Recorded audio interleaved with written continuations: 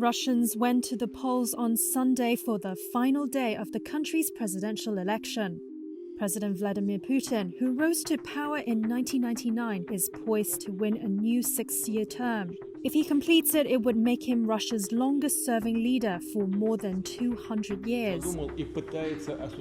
Opponents called on people to stage a symbolic protest against his rule at polling stations. Supporters of Alexei Navalny, who died in unexplained circumstances at an Arctic prison last month, have called on Russians to come out at a noon against Putin protest to show their dissent against the leader. They went to the local polling station at midday to either spoil their ballot paper or to vote for one of the 3 candidates standing against Putin. Others had vowed to scrawl the name of Navalny on their ballot paper. Reuters journalists saw a slight increase in the flow of voters, especially younger people, at noon at some polling stations in Moscow and Yekaterinburg. It was not immediately clear whether they are protesting or just voting.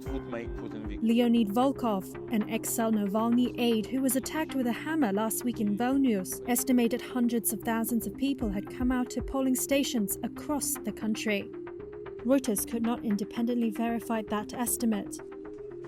Navalny's widow, Yulia, was seen queuing to vote in Berlin in an apparent noon against Putin protest. Supporters cheered and clapped for her.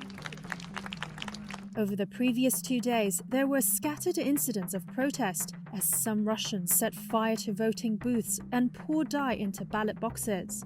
Russian officials said they were scumbags and traitors.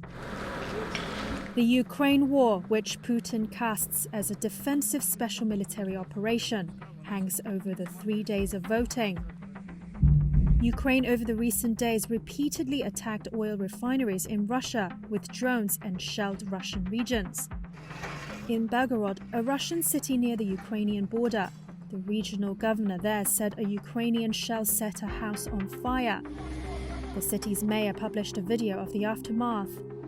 The Kremlin has sought a high turnout for the election. Putin wants to show that he has the overwhelming support of Russians. Several hours before polls closed, officials said the nationwide turnout surpassed 2018 levels of 67.5%. Putin has warned the West that any meddling in the vote will be considered an act of aggression.